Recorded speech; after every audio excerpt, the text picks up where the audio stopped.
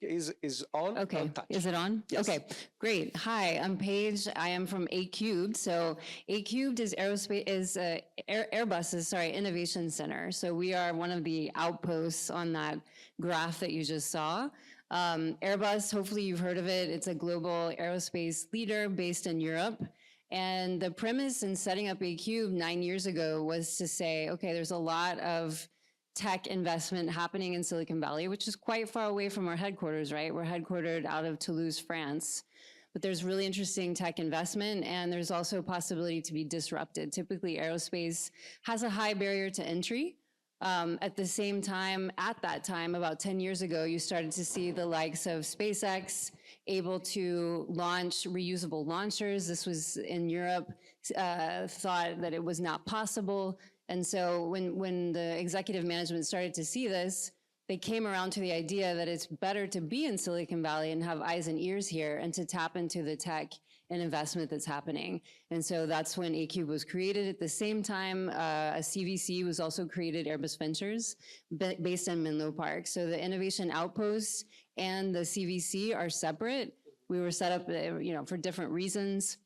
There's not a lot of interplay between the two. Obviously, we're friends, we're California cousins, but the ventures piece is really a financial apparatus for the company to invest and get a return on investment. So that's how Airbus Ventures has evolved. So they also have other investors than Airbus, such as SoftBank, et cetera.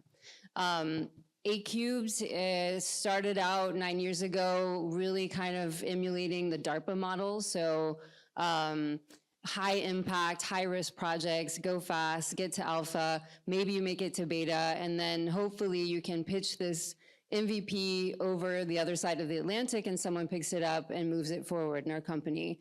I'm kind of characterizing it, but long story short, a lot of great innovations came out of Acubed, but there was a realization that this model doesn't exactly work if there's nobody on the other side that's going to pick it up and run with it. And so our model has changed over the years where we're much more integrated, let's say, in technology roadmaps, and we're usually part of a greater puzzle. So one thing that's changed as well is less hardware heavy and more on the software, digital, and AI side. So today our focus is really on AI, and in particular autonomy, so developing autonomy flight functions for future aircraft. And to be clear, the Innovation Center works just as the internal client that is the headquarters, right? So you don't sell to other entities out there, correct? No, the original premise was that we were able to spin off and create companies, and we did so a couple of times. But with the change in strategy and appetite in Europe, that has changed. So our sole focus is really to capture technologies and the talent, really. Our main goal is to hire talent that's already worked in other industries, such as automotive, big tech, bring them into our corporate innovation center and have them work on hard challenges. It's usually folks that would not typically be interested, first in working in aerospace and also in the main sites that we have in Europe. So it's a great way for us to capture that talent. They already have experience in doing some of the things. There's some transferable skills there. And so that's kind of the premise. Awesome. So thanks for the introduction. Good to meet you. Good to have you here. Domitilla, you've been around, you've been at this conference over the years with different job descriptions, so probably you might want to cover that first. So what keeps you busy? Yes, exactly. Well, thank you so much for having me again. So I joined the SAP Business AI team. So I'm within SAP. And this is a new organization that was constituted essentially at the beginning of the year. Of course, the teams were already working together, but essentially what I do within the SAP Business AI team, I manage strategic partnerships, AI partnerships with AI technology providers, LLM vendors, and I ensure that I work with them to help drive our own partner product strategy. And I essentially work with the LLM LLM vendors so that we can have access to their models, ensure that we can embed their models into our solutions, and also make them available to our customers. Before joining the SAP Business AI team, I led SAP I/O San Francisco, which was the SAP Startup Accelerator for SAP. I was there for about 6 years, since actually the beginning, so I kind of, understand also the progression of the focus during the program.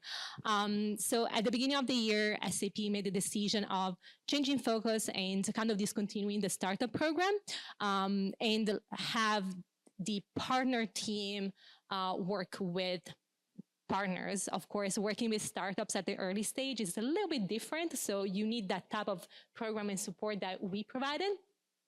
But they made a different decision, as a lot of companies do. And within the SAP Business AI team, we really ensure that we can work with the new LLM vendors that basically every other week there is a new LLM out there in the market, right? So as part of my work, I also actively look for new LLM providers whenever there is a cool, new model.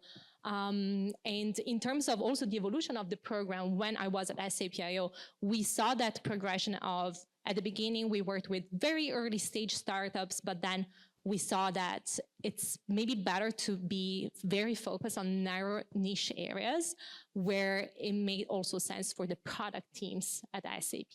So it was kind of a transition.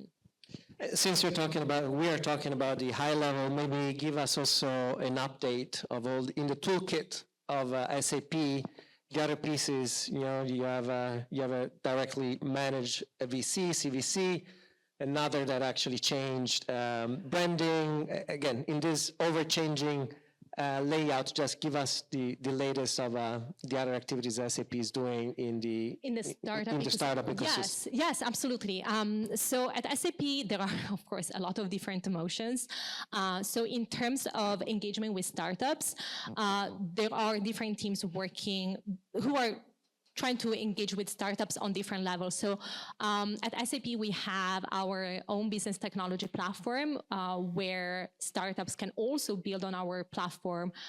So it basically makes it easier for customers also to adopt these solutions. So there is a BTP innovation team that is also very new. So they're trying to establish how they work with startups. On my team, I'm personally the one who's on the lookout for new AI, whether they are technology providers or agent framework startups or LLM providers. And then at SAP, there is a partner program, as most other companies, where ISVs and startups can apply. And it's more of a low-touch type of program, but nevertheless, they can become SAP partners and list their solution on the SAP store and go to market with SAP. So it's just a little bit of a low-touch type of program. And maybe we should mention also Sapphire, although I had a different development. Speaking of developments, but I think it's very relevant in ecosystem. Yeah, exactly. And then Sapphire Ventures is leading so many great investments. So actually last year, SAP and Sapphire Ventures invested in Cohere, Anthropic, and others as well. So definitely Sapphire Ventures SAP is one of the LPs, but back in the days, they were just one family. Yeah. Daniel, is the world of 3M a little bit easier than your folks here on the stage, or is it a mess? Yeah, this is on now. It's a little bit different in the sense that I'm part of the investment arm for 3M Ventures. So 3M, we're technically called 3M New Growth Ventures. So 3M is a material science-based manufacturing company, mostly in industrial space in Minnesota, one of the Fortune 500. And within 3M, we have this unit called 3M New Growth Ventures, which has two sub-arms. So one is called 3M Ventures, which is what I'm part of, investment arm. And then we have a business building team. We do have like an code name for it, which is not disclosed, but it's like a business building team. And one person ultimately manages both organizations. So we're like a mix of investment, balance sheet investment, like a VC arm one part of, and business building, sort of intrapreneur model that Marco shared. And how it's relevant to theme of today is that business building team, I want to say 80 to 90% of their sort of work as like developing new business opportunity, almost like a white space, has been climate tech for us. Because so much of the decarbonization is hard tech and material science enabled, so namely carbon capture, green hydrogen, lithium extraction, and a few others that's not been disclosed is sort of in the works because it doesn't have a home within the company. So it's that business building team really takes that and then run with it to create a business opportunity out of that.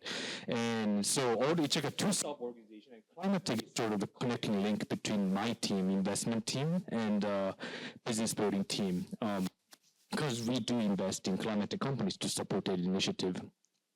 Now, flipping back to my team more specifically on the team I'm part of, 3M Ventures for the investment, our role is a little bit broader. So one part of is climate tech, then we have another pillar that we should be supporting innovation of existing business, like some of the prioritized existing business with investments. So things like semiconductor, display, automotive electrification, to name a few, and some of like air quality stuff with like HVAC filters, like those also sit on us. So ultimately, for the theme of startup engagement, a lot of the climate tech startup engagement will probably start in the business building team, then come to us, and then we sort of support that with investment where it makes sense. First is like the existing business, like, that 3M has been part of for a long time, like a semiconductor display, what I just mentioned. All of the startup engagement and partnerships sort of fall under venture investment team that I'm part of. So that's sort of the distinction. And we have a distinct focus on technology because we actually sit under CTO organization. Yeah. Good. So they already gave us some reporting structure where you sit within there. It's actually interesting that the venture sits under the CTO. We assume 3M is the only LP, right, of the fund. Is that a separate entity structure? It's a balance sheet. Balance sheet, okay. But it's an evergreen structure, meaning that we do have our own pool of sort of P&L at the corporate level, instead of taking sort of money out of a business unit P&L, which should never happen in CBCs. That's like, I can't talk about it if any of you is considering that, but yeah. Yes. Can you share maybe what's the size of the investment that you normally do? What's your expectation on number of deals and average ticket, so that we get a sense of is early stage, is more?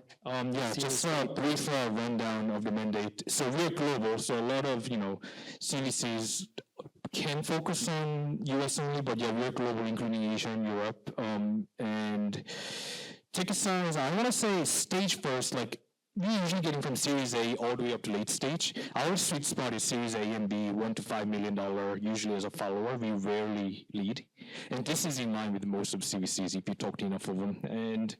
But we do go up to double digit for the later stages. We have done that in the past.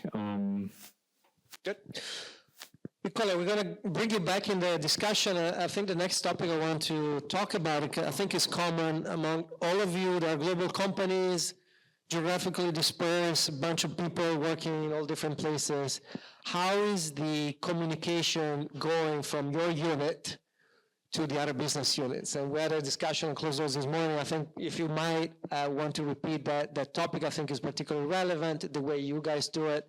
Also, working on that for the last 10 plus years, so there might be an interesting reference for the others, and then I think the same question is for the other speakers. So, Nicola, if you want to start. Yeah, I think it's key. The engagement of the business units in innovation is a key part to make innovation project real, no? And we have solved this organizing ourselves in an integrated way with the business units.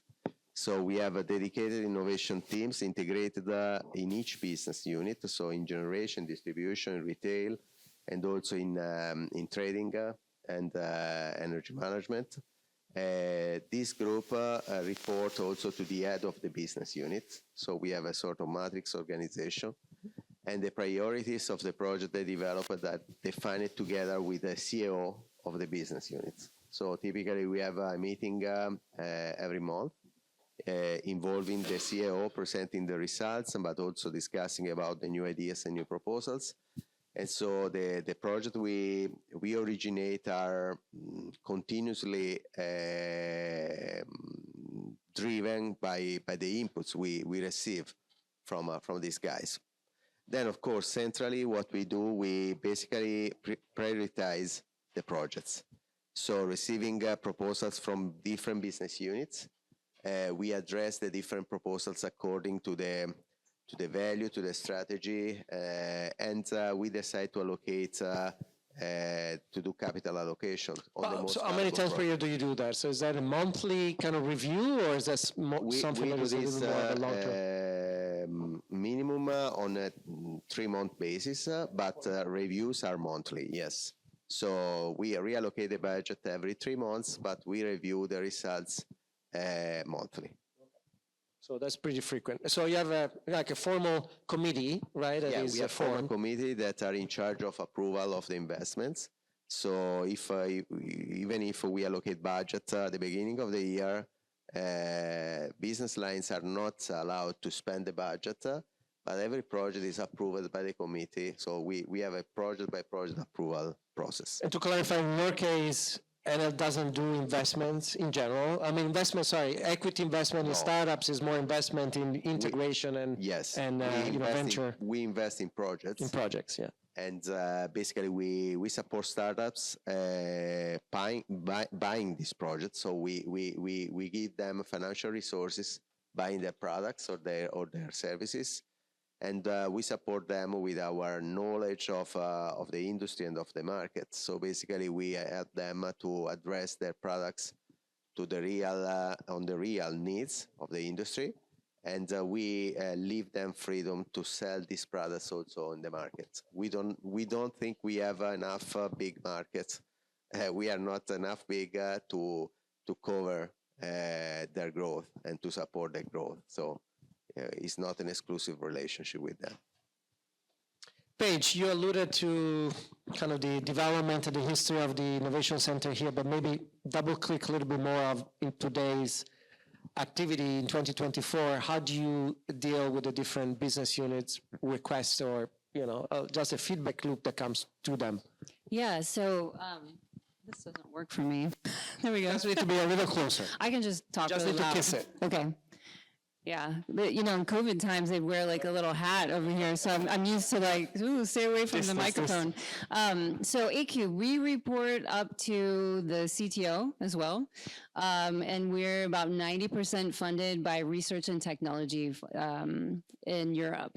So pretty much everything we do is for the benefit of folks in Europe. So we do have, Airbus has a pretty vast setup in the US, but probably only 5 to 10%, if that, of what we're doing is enabling manufacturing in Mobile, Alabama, where we have our biggest final assembly line.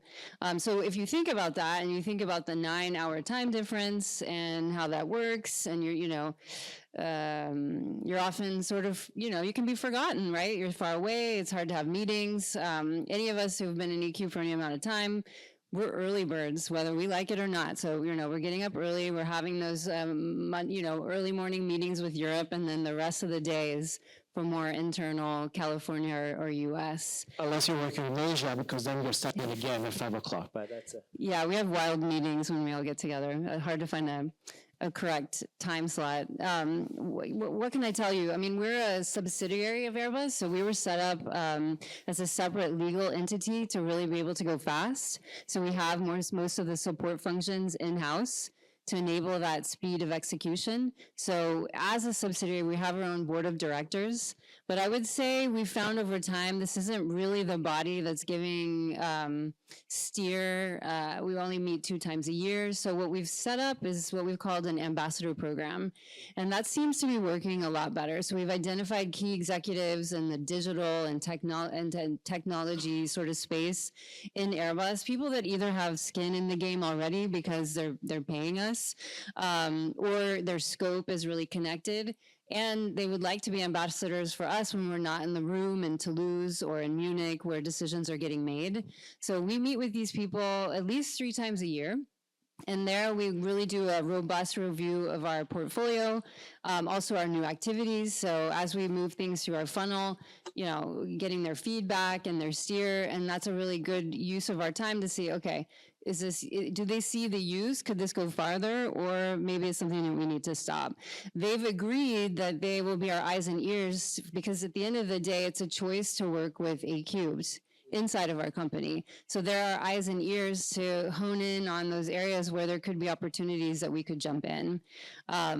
So, we're on an annual OP cycle, budgets get set and then you're running with that budget. So what we try to do is projects like Nicola said are individually funded, but we also try to have, let's say, an unallocated amount of budget that allows us to work on new things. And that's how we're able to spin up new activities. Do you think that those 2 meetings per year are enough to get a good, feedback loop and No. integration? I mean, luckily we work in the business of aviation. Travel is still quite possible in our company. We support our own industry. So, you can have meetings. We have these technical advisory committees 3 times a year. But, our top technical leads and folks need to be in the room with people. So there's a lot of travel involved in both directions. I think people like to come to Silicon Valley. We tend to suffer from, don't quote me, but you've got some corporate tourism, so you got to figure out, okay, who is this person? Is it really relevant? Are they going to be angling towards an outcome, or they just want to see San Francisco? So we try to be mindful about that. But it's also good for us if people want to come. So making that work. But yeah, it's travel and meetings.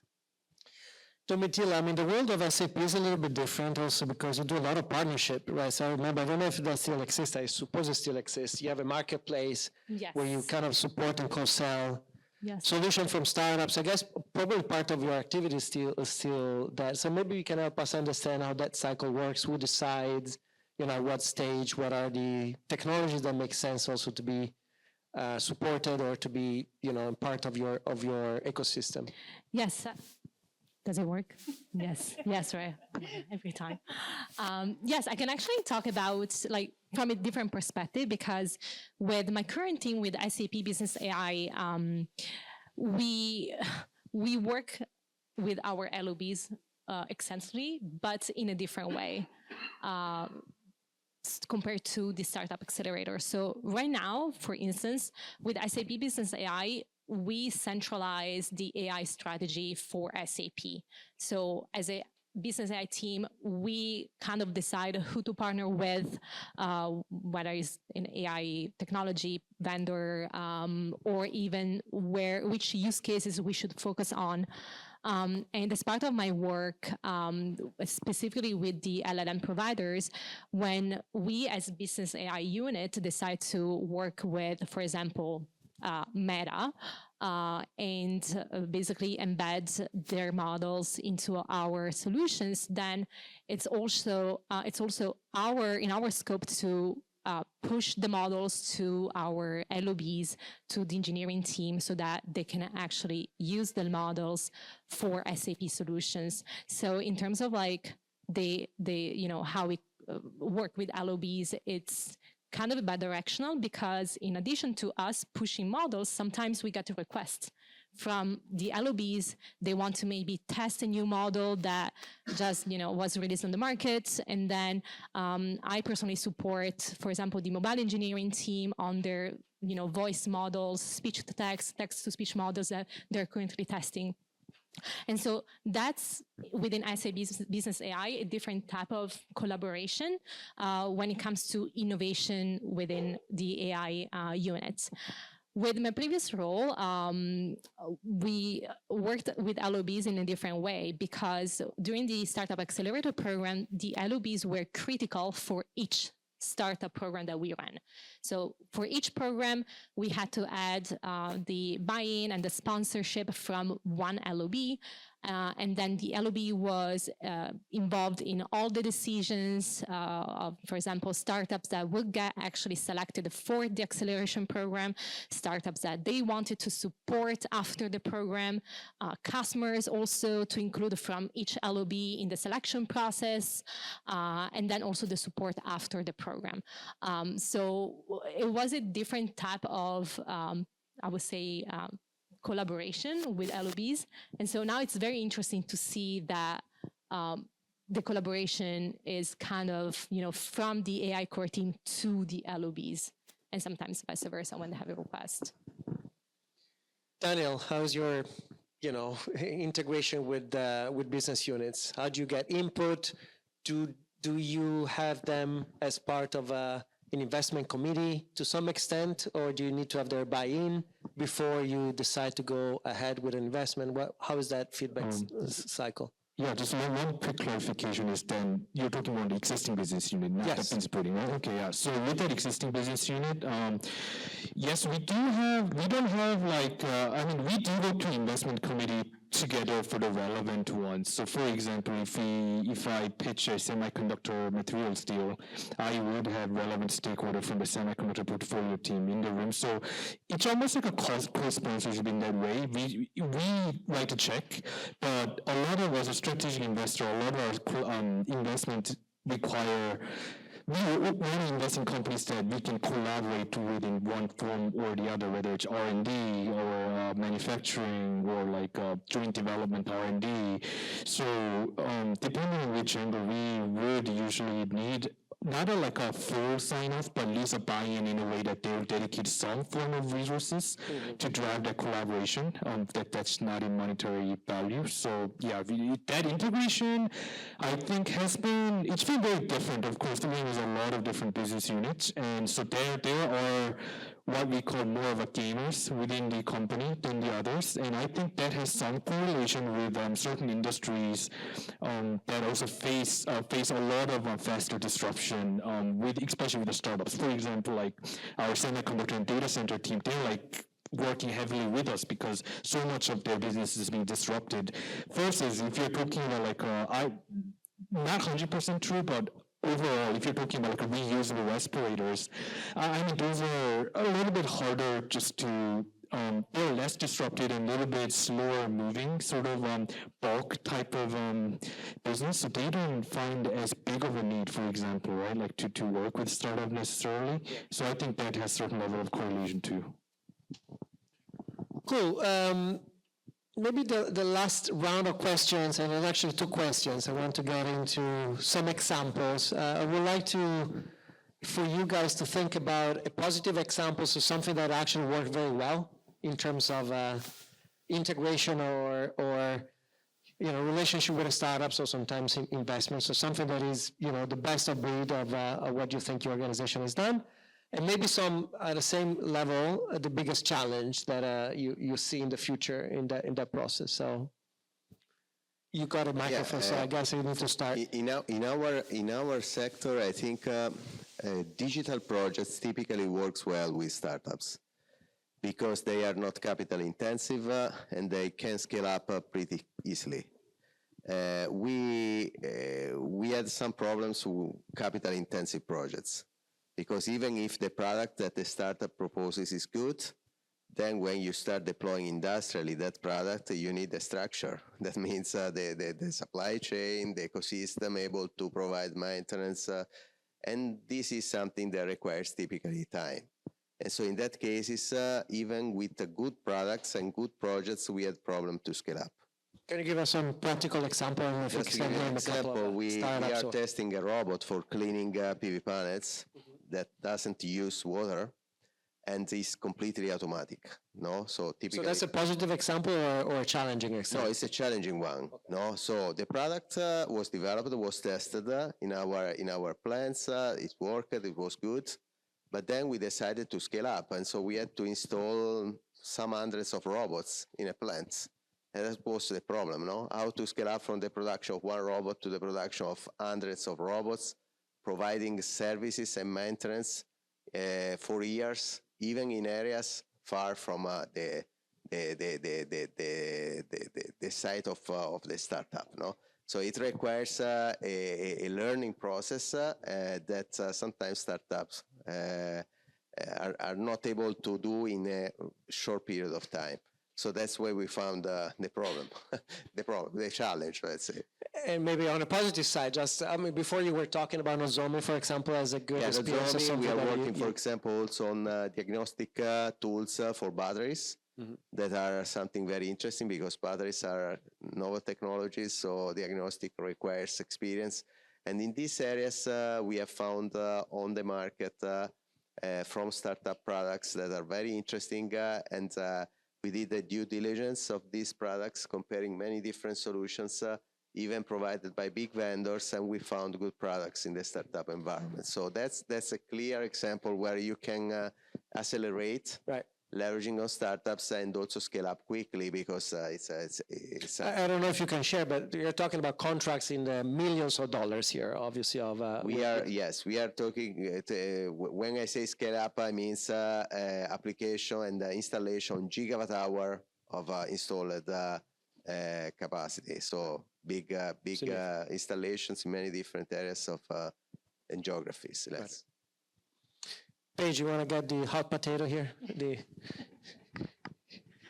Yeah, so the question is, what's a success story? Yeah, so success story is something that is actually more challenging, that it proved to be challenging and also going forward. Yeah, I mean, I guess what I've seen in the life cycle of Acubed so far is like one thing leads to another. That's kind of the theme. And what I mean by that is that, you know, if you take, for example, one of our shiniest projects that probably Acubed was best known for was a thing called Vahana. So it was an autonomous, all-electric, vertical takeoff and landing vehicle. So basically a flying taxi, right? And this thing was amazing. It flew like 140 hours autonomously. And we built that in a few years. So it was great. However, the company changed strategies around flying taxis. And so you could look at that. So you can visit Vahana, by the way, if you want to go to Hiller Aviation Museum. It's beautiful. It's on display. So you could say, is that, is that a success, being in a museum? But what came out of that is, and that's what I meant by one thing led to another, is that we actually saw that the real value, or one of the main areas of value from that experiment, was the sense and avoid system. So this autonomy flight function that we developed for it to be able to see using computer vision is actually super relevant for large commercial aircraft. So we took that part of that team, and it's now the biggest activity that we run. And I've seen that multiple times. It's like you make an investment, an initial investment in a thesis, things change, but a lot of times these investments, they make little babies and they turn into other things. So because now we have strong capabilities in computer vision, we're now applying that to manufacturing. And so looking at how you can easily detect, FOD or foreign object detection. I'm so used to speaking to aerospace people, I have to watch my acronyms, but debris or quality issues, these are things, or training, you can easily use computer vision in that context. So it's like, you make an investment, sometimes company strategy changes, but you're able to keep those core capabilities and apply it to new areas. So what looks like a failure, sometimes it's just a failure, but sometimes you can turn it into something else that brings even more value. Interesting. In fact, actually, you use the same example for positive or something that initially was considered as a failure. Domitilla, SAP probably easier, because you're probably the only one here that doesn't have a lot of hardware to manage for the most part. So changing plan and moving quickly is just strategy. So you don't have the long development cycles and the asset heavy projects. Yes, definitely it's much easier for us.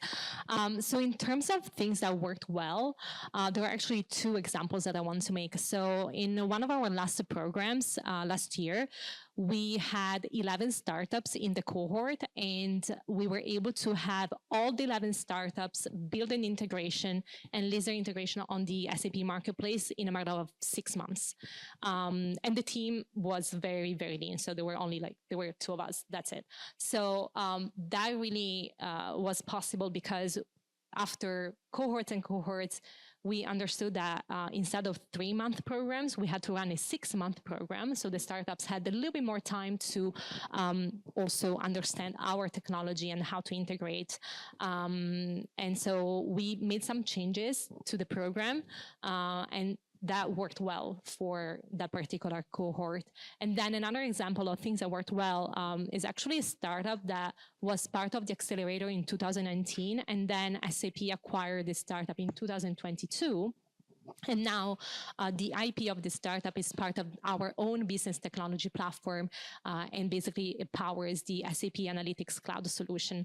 So that is what really worked, just to give two examples. Challenges that I see now that I'm in different organization that is very new. So we are kind of like a startup with a lot of resources and a lot of people who get involved. But the thing that is a little bit challenging right now is setting up processes and tools and making sure that the colleagues involved are aware of the different processes that they have to follow if they want to request a new model, or where they can find information around models that were already evaluated and SAP decided not to embed them in our solution. So it's more of setting up a new organization. So I think that these challenges are a little bit like typical for new organizations. Yeah, and we think there's one constant with all our clients or partners is you guys are always in a constant change. So there's always a reorg ahead of you. So they're well to survive with. Daniel, some examples of activities that been challenging on one side or successful. Yeah, I'm sure a success story is, I'm just going to try to represent the new growth ventures as a whole on the climate tech side, which is also relevant for today. So our intention on getting into climate tech is, as a material science company, try to be a leading supplier of advanced materials that enable the decarbonization. And we chose our spaces like carbon capture and green hydrogen based on that factor and the market opportunity. So those two have been at the forefront of our climate tech initiative. And how we look at that climate tech investment from our side is we look at potential upside not only from return on investment, but also the revenue opportunity that we may be able to bring by being a supplier and speccing into some of these startups focusing on those industries. And it's only been I want to say 2 years since we really delved in, and we're already seeing some revenues coming in from the supplier. And we've specced ourselves into like a Climeworks that's probably arguably one of the most sort of big direct air capture related, and we are the material supplier into the, we are not investing in climate tech, but we are investing in Svante that does sort of the conversion of the filters into that. So we're already seeing some revenues despite the long cycle industry, so that's a success story. Same thing in the hydrogen.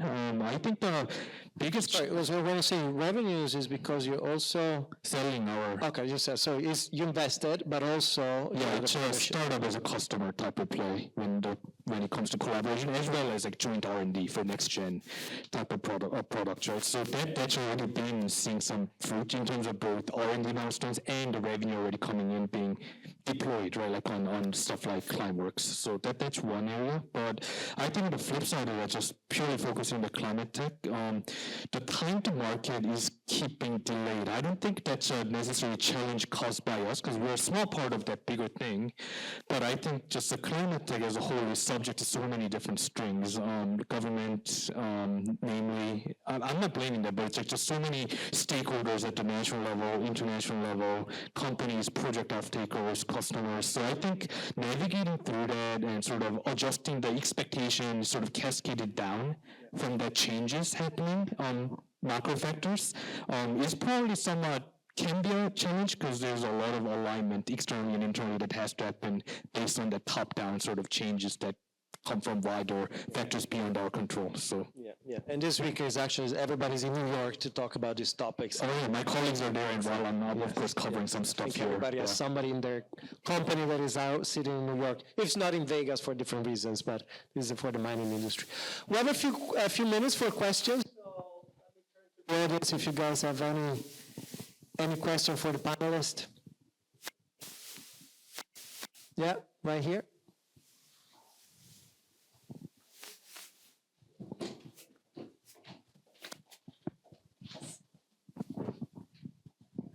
Thank you.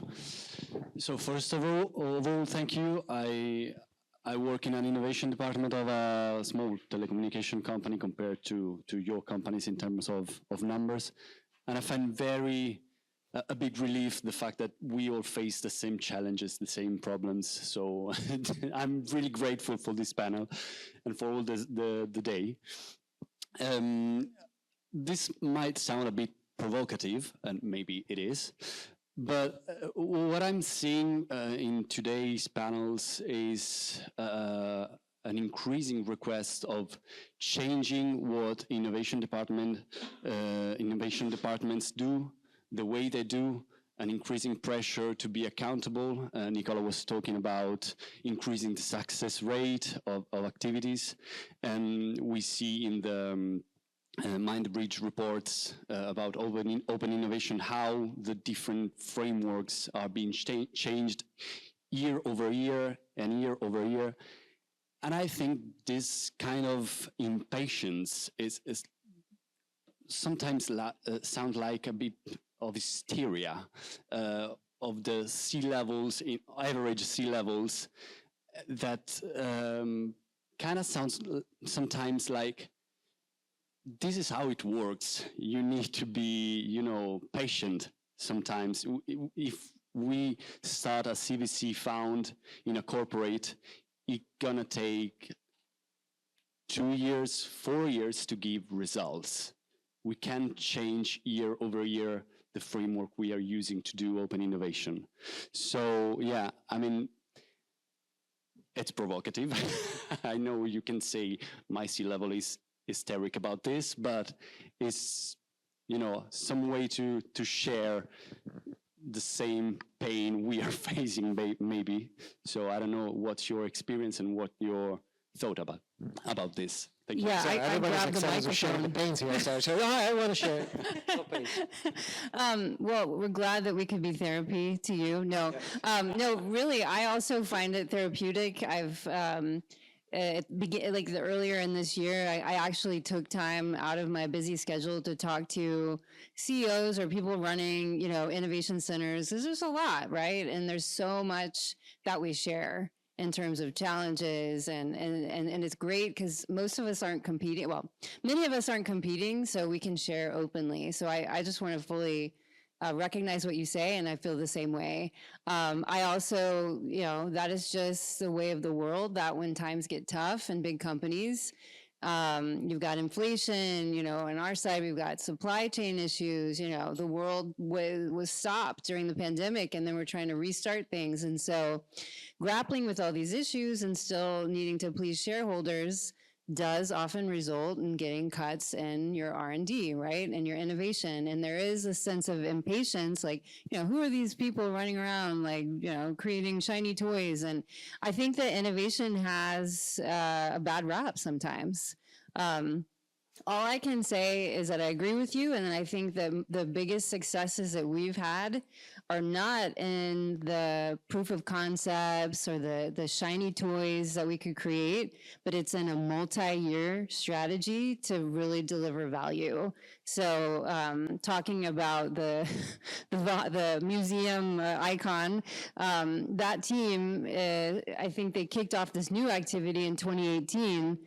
They're still running strong in 2024. I mean, aerospace is also, you know, there's a lot of standards when it comes to safety. You don't want planes falling out of skies. So to really, you know, go through the technology readiness level process on some of this stuff, it takes time. So I think where it has been steady and a strategy has been steady, that is where we've been the most successful. The rest, if everything's changing constantly, I mean, we're innovators, so we can, you know, pivot and adapt, but we're not really, I don't think, able to best bring value when people are very short term, so. See, this group therapy is actually working. Yeah, let it out. Absolutely, yes. So, well, you talk about how sometimes companies decide to disinvest, right? So that is exactly what happened, and probably it happens like in other companies as well. I think that probably two things that might impact on the success of the innovation team, arm, you know, whatever you want to call it, is where in the organization it sits. Office of the CEO or office of the CTO, for example. SAP.io at the beginning was, actually when SAP.io was launched in 2017, it was in the office of the CEO because it was seen as very strategic. We need to work with startups. Let's do it. Then over years, as Marco mentioned, reorgs, etc., we transitioned to the office of the CTO in the last few years. So, you know, different perception on where we should innovate, where we should maybe, you know, not invest anymore. So it really depends on where you sit in the organization. And then the other thing that I would say, having clear OKRs, having clear goals that your innovation team has to meet. So that's also very important. Now with SAP Business AI, I forgot to mention, but we sit in the office of the CEO and we report to the Chief AI Officer. So it's very strategic when you look at the AI strategy that SAP has, kind of launched. So just look at these two things. So you can also kind of relate the value that the innovation team adds to the company and to potentially customers and partners. Just one sentence summary of this is avoid CFO. No, I totally agree with you. I think that in any case, innovation needs a strategic view. No, you cannot do innovation if you do not have someone that believes in the strategy and so that support what you are doing at an high level. But I also think that we live in a world that changes very quickly, and we cannot do sometimes plan the very long term. No, it's something we need to accept. And so it's part of the change and of the management of what we do. It's tough, but also it's the beauty of our work, because every time you need to invent something to convince someone that it's good to do what you are proposing. A possible solution, based on my experience, is to mix a little bit the kind of projects you develop. So you need a diversified portfolio of projects, putting together something that is more short-term and something that is more long-term, because to deliver results in reasonable time is needed to create the trust in your team, in your capability, in the value you are keeping. And of course, as innovation, you need to look also in a longer perspective. No? So if you mix these two parts, you probably are able to do both of them. And this is the way we typically manage our portfolio. So we have a number of projects that are supposed to deliver something 1 year, 18 months, and a number of projects that are more longer term.